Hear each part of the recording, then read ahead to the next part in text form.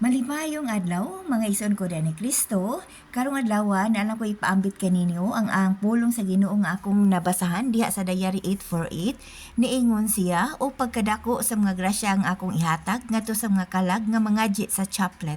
Ang kahiladman sa akong malumong nga kaluoy natandog alang ni bisan kinsa nga mangadyi sa chaplet.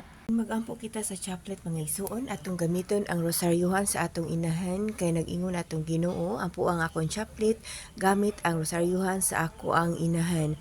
Rosaryuhan sa Mahal na Birhen pero pag-ampo sa atong Ginoo.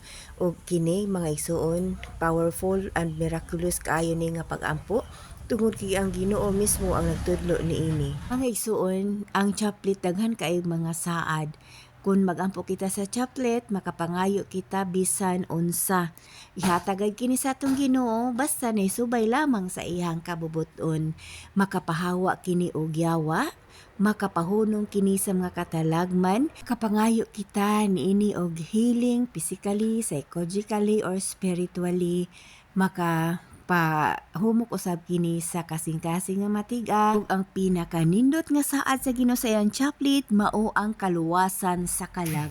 Diha sa Diary 810 ang Ginoo misugo kan si Faustina nga ampua ang chaplet nga akong gitudlo kanimo ug diha sa Diary 811 ang Ginoo misaad sa matag kalag nga moampo sa chaplet nga sa oras sa ilang kamatayon akong panalipdan ingon sa akong himaya ang matag kalag nga mangadyi niining chaplet o kun ang uban mangadyi niini alang sa himalatyong tawo ang indulhensya maura gihapon kun kining chaplet himuon sa kiliran sa himalatyon ang kasuko sa Dios mahupay ang di matugkad nga kaluoy mutabon sa kalag ang kahiladman sa akong malumong kaluoy matandog gumikan sa masulubong kasakitan sa akong anak. Kanindot gayud mga igsuon kung magampo kita sa chaplet, kanindot kung ang tanang tao dinhi sa kalibutan, labi na dinhi sa Pilipinas, makahibalo sa chaplet para mawagtang ang kagubot sa ato ang nasod. Mga isuon, na ako i-share kaninyo kabahin sa mga talan-awon nga ako ang nasaksihan diha sa kalangitan.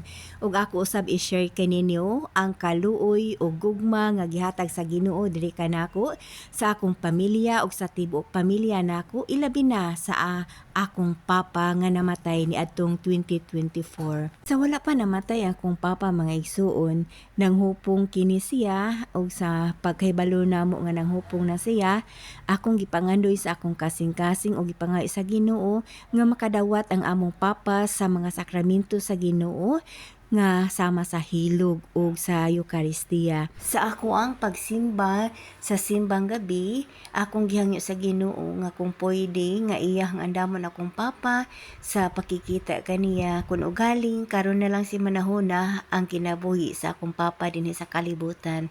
Ug tuod man sa pagkanta sa Amahan namo nga naka sa mga langit dinhi nakahilak ako kay nasinati nako ang presensya sa Ginoo nga nitalab sa akong kasing-kasing nga nag-ingon ayaw ka bala kanak makadawat siya kanako.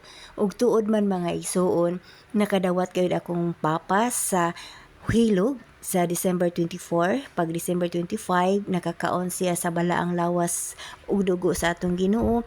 Pagka December 26, pagkabuntag, before siya namatay, ako siyang naofiran sa chaplet nga diha gayud ako sa iyang kiliran, nagampo sa chaplet sa pilmero nga chaplet, wala okay pa siya, pa ikaduha na nga chaplet, akong nabatyagan nga padung na siya nga hangtod pag human ako sa chaplet prayer, nawagtang ang iyahang ginhawa.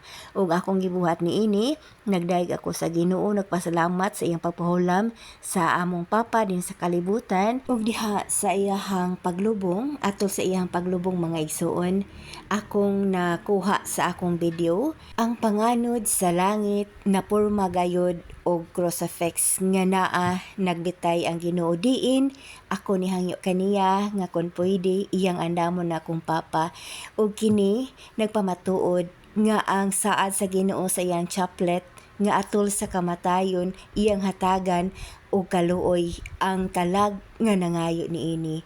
Busa mga igsuon, kung ikaw nakahuman ini nga video, sugod karon pag-ampo na mo og chaplet. Kung wa pa mo nakahibalo, i-message ko kay andam kong mo share kaninyo. Ug kung ganahan mo magpa-intron sa Divine Mercy, i-message lang mi kay andam kami mo share sa devotion sa Dios nung kaluoy. Atong hinumduman nga ikaw, ako, pinangga sa Ginoo o gusto niya nga kitang tanan maluwas sa ikaduha niya nga pagbalik. God bless. Jesus, I trust in you.